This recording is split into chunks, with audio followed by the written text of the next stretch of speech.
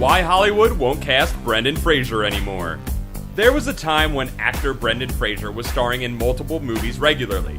Those days are long, long gone. Where did it all go wrong for the Indianapolis-born actor? Let's count the ways Dudley Do Right started doing so little. Bombing at the box office. Fraser had a rough 2010, and that year may be why he's become persona non grata in Hollywood. In the span of 2 months, Fraser starred in 2 box office disasters. The medical drama Extraordinary Measures was universally panned by critics, who said that it belonged on television. Audiences stayed home, and it earned just $12 million off of a $31 million budget. 3 months later, Fraser starred in Furry Vengeance. Compared to Extraordinary Measures, Furry Vengeance performed about the same, grossing $17.6 million off of a $35 million budget. Unfortunately for Fraser, the film was universally crushed by critics. Killed his own comeback. Fraser's kid-friendly action flick Journey to the Center of the Earth was a surprise hit. It became one of the highest-grossing movies of 2008, earning an impressive $101.7 million.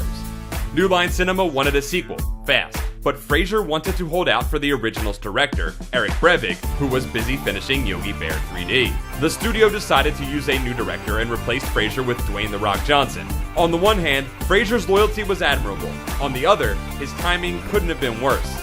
Johnson replaced Fraser only months after Furry Vengeance bombed in theaters, a time when Fraser desperately needed better work.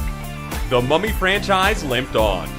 The first Mummy movie from 1999, while not a hit with critics, earned a massive $155 million in theaters. The sequel, The Mummy Returns, was an even bigger hit, grossing a staggering $202 million in 2001, and making it one of the 10 highest-grossing movies of that year. One would think that Universal Pictures would try to rush out a threequel, but because of various delays, the third Mummy didn't arrive until 2008, with a new director and an almost entirely new cast on board. By then, audiences had grown tired of the franchise, especially after the Scorpion King spin-off. That fatigue showed in the film's performance. It barely crossed $100 million in the US, signaling the beginning of the end. The Mummy had decayed. Lackluster projects.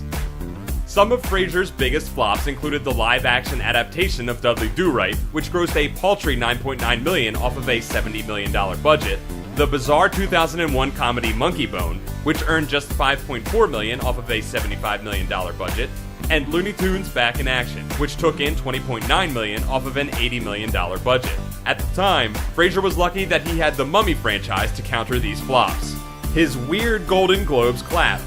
Fraser became the subject of humorous gifs, memes, and general internet ridicule after cameras caught him awkwardly laughing and clapping while Robert De Niro was presenting the Cecil B. DeMille Award at the 2010 Golden Globes. The 3-second-long moment had everyone laughing the night of the ceremony. Video remixes, including one set to Gwen Stefani's Holla Back Girl, made it the stuff of internet legend.